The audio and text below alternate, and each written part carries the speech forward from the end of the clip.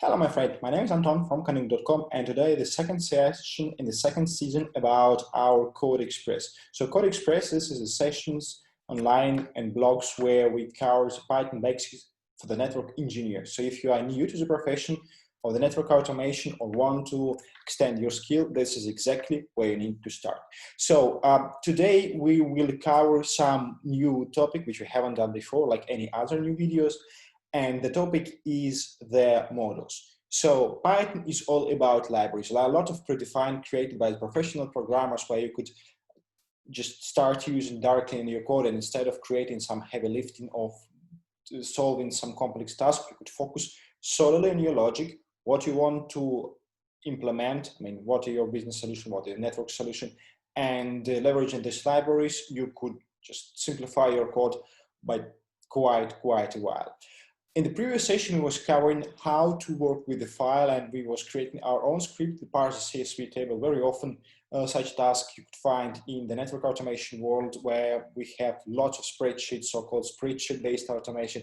Within these spreadsheets, we have various information about IP addresses, service name, or devices names, VRFs, route targets, whatsoever. So we have created our own script, which has parse CSV file. Today, we will utilize the existing libraries which are coming as part of the standard Python distribution, and using these libraries we will do the same task. However, as we start working with models, we will explore some more opportunities. For instance, we also take a look how you could pass the name of the file and as a variable as an input to your script at the time when you execute it, so-called arguments. We'll also take a look how you could terminate the script with a custom message if something goes wrong, like no variables are provided and so on. And you'll also take a look at the basics of the working with regular expressions. That's our outline. Let's start looking into our script. So first thing first, we start at the point where we actually ended the last week. We have a file CSV you could see in my VS Code. So the file is called some CSV data. So it contains random data in terms of the IP addresses and names of the device, which could be server, which could be base station if you're speaking about the mobile service provider or cloud entity, anything.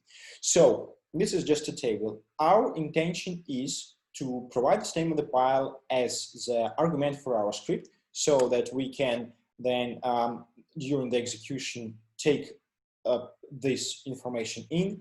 Then, if we don't provide the name of the file, basically if we don't provide any arguments, or we provide more than one argument to the script launch, we should terminate our script with message. Different message should be applied, so if we don't provide the argument, we should inform the user that there are no arguments. If there are more than one arguments provided, so we have provided names of two files or any other stuff, we should tell that you have provided too much information. After that, we also need to verify whether the extension of the file is CSV. So if the extension of the file is CSV, then we are going to parse it. If not, then not. And ultimately, we will open this file reading some artifacts created in the Python library.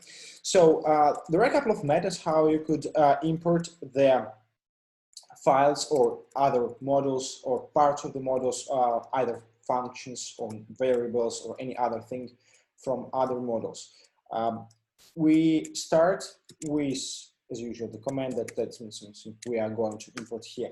Now, how we import the elements? There are three major pieces. The first one, using the keyword import. So the keyword import allows to import the whole library or the whole model, meaning all the element that this model has will be imported as well. So even if you don't want to use them, I mean function or variable, we will have this possibility. So as we use the keyword import, the prefix of the model will sustain during the whole our script, and once we would like to call anything, we have to call it model name dot and then function or model. So another opportunity how we could import something is using keyword from, and you could say that from certain model, let's say in this case we will take CSV.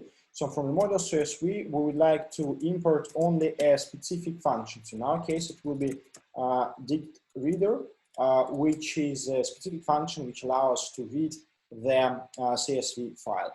The third opportunity is a mix of the first and second together. So we could import from a certain model all its function, but without retaining the prefix. To do it, we call it as a from model name. So in our case, we'll take RE. So the this is a model to use regular expressions, which we are going to use parse whether the file name has a CSV extension. And then we call it as an import and then asterisk. So it's the most dangerous things of doing this because we ultimately import all the functions without the prefix name. It means it could overlap with ours. Don't do the checks in advance. So it is supposed that you've done the checks in advance and we know there would be no overlaps. So once this is done, we could start working on our script. The first thing, to get the variables that we pass as the arguments for our script, we need to use out of the model CEX a specific variable called RGB. So RGB, this is a list ultimately which contains all the arguments, including the name of our script itself. So let's take a look how does it work. So we will just print, and then the argument of the print function provides CEX.RGB. So if we execute our script right now, let me convert the script to the executable. So CSV reader, fine. And then if we execute our script right now, you see that we have a list, and in this list we have only one element. So this one element is the name of our file. So basically, if we provide any other argument and the arguments are separated from each other using the space, for instance, name of the file, so some CSV data, now you see in the list two elements. I could pass any amount, so ABC, DEF, whatever is put using the space is treated as a new argument. As said, per logic, we would like to verify if we have not provided any arguments, we need to terminate the script with a certain message. If we have provided too many arguments, we also terminate the script with a certain message. Otherwise, we would like to execute the script further. To verify how many arguments we have provided, we would rely on the function len, which effectively verifies the amount of the element within a certain list and gives us back this value. We have used it previously, so take a look in some videos from our first season where we have described the len function in depth. So we call it as CEX.RGB. Basically, we apply the len function to the list which is stored in the CEX.RGB variable. So if it is less than 2, right, so we would terminate it. So to terminate the script, we would use another function out of this model, which is provided as exit. So the exit function, as you can see right now from the highlighted help with the VS Code, terminate the script and allow us either to provide the value with which our script is terminated, or to provide a custom string, which tells what exactly the problem is. If we provide a custom script, then the script will be terminated with value 1. So if you have provided more than, so we don't provide any variables yet, we will terminate it with the following message. So you haven't provided any argument. So I did a mistake, so I need, mistake, typo. So to provide the backslash between the before this quote, otherwise it would break. So now, if we have more than one argument, so basically if our effective length will be more than 2, we create then a second clause here, if, right? So basically, same logic would be applied. We will terminate our script, but with a different message. So exit. So like we have provided too many arguments, and ultimately, if neither first nor second close are applied, we will use else, where we basically will execute the script. So we'll first, for now, take function pass, basically means nothing. So if we execute our script right now, and you see we have provided right now just 3 arguments, we are getting the error that we have provided too many arguments. So if we provide only a single argument, we don't have any output, meaning we get to the else clause, meaning that it's working properly. And if we provide no arguments, we get in the error that you haven't provided any arguments. Now, if anyone is like typing this to our script, it will understand what the problem is. I mean, the user would understand. So now we go to the second stage. We need to understand whether we have provided file or whatever name that has a CSV as an extension. So to use it, we will use again the if-else clause. Basically, if we would provide the proper argument, we'll go to it in a minute. Otherwise, we will terminate our script again using same sys exit function, telling that the provided file is not CSV. We could call it something like this. We could tell something differently, but the idea is that we or is not .csv. So basically, we tell that it is doesn't have the CSV extension. So how we understand whether it has CSV extension or not? So in the module, there is already a function called match. So this function allows us to provide 2 variables, I mean more, but the 2 important variables. What is the string we are looking for? So what is the pattern? And what is the argument where we are looking for this argument? So the first, we are looking basically for the file that ends with the CSV. So to do this, we are going to use a regular expression which would be from something like we have anything, so dot and then asterisk means anything, and then we explicitly say that file should end with a CSV, and then we provide that we are looking for this pattern in our variable, which is the second element of our list. Second element means it has an index 1.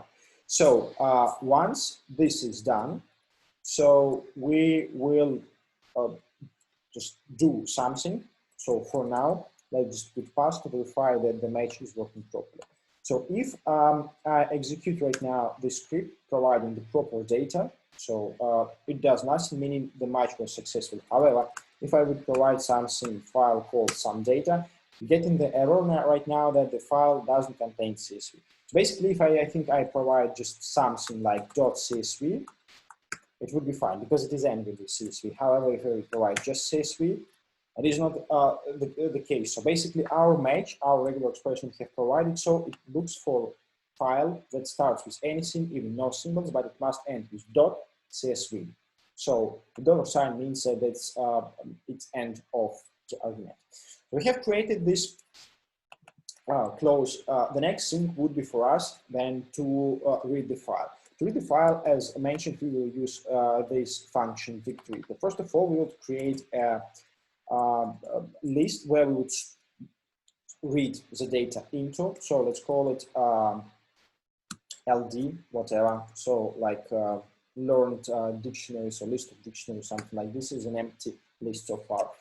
So after we have this empty list, we need to open file. We will use the context manager, which we learned the previous session. So if you have questions, what is context manager or how to open the file, watch the previous video, first video on the second season or in the overall numbering. So here we provide basically this name of our file, which we have provided as argument. We open the file for it. We open it into the object called F. Now we create CSV dictionary. It's not dictionary, it's object, but we will see it in a minute. So basically what we need to do right now, we need to create, we need to apply or to provide, we need to use function dict reader the argument for this directory that we provide our table. So that's why we provide the name of the file, or content of the file we have opened so far. And afterwards, we need to read. So this dictionary right now has all of the necessary structure inside. So we would do the following. Using the for function, which we have learned in our previous season, we will do the following loop. So for entry in CSV dictionary, we read. So each entry would be a set of not a set, dictionary, which has a key value pairs. The name of the key comes from the header of the CSV table, and the value from each corresponding row, the value inside. So, we will read this line and we will add it to our list we have so far created. So we will say ld.append.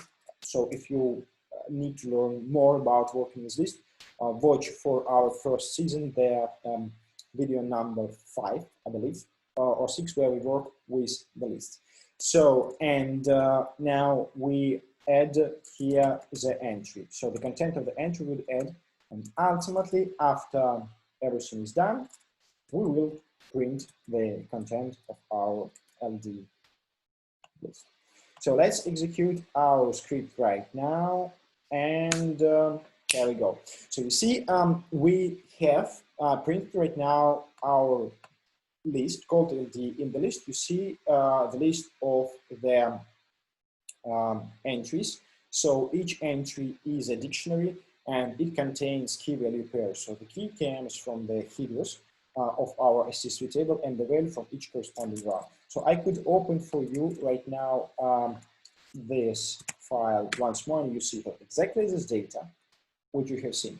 So in the previous session, as I said, we have created the file that was itself creating, so Python script that was reading the CSV file, parsing. So understanding the CSV syntax, we could do it. CSV is easy, right? So there is no rocket science. But working further with other modules like with JSON, the YAML, obviously it is way easier to use the predefined, all of the created Python packages to create the necessary activity for you, to do the necessary activity for you, rather than writing it on your own. So with this, we conclude our session today. Thank you very much for watching. If you like our videos, don't be shy, repost it, like it, share it in social media. And if you would really like to learn more about network automation, come to our network automation training, where we describe how Python, Ansible, and other technologies, together with the best protocols such as gRPC or netconf, RESTconf, REST-API, all together works to make the network agile, quick, and flexible. This is absolutely fine if you just want to watch this video. However, if you come to the training, believe me, you'll benefit much more. Thank you very much, and see you in the next videos.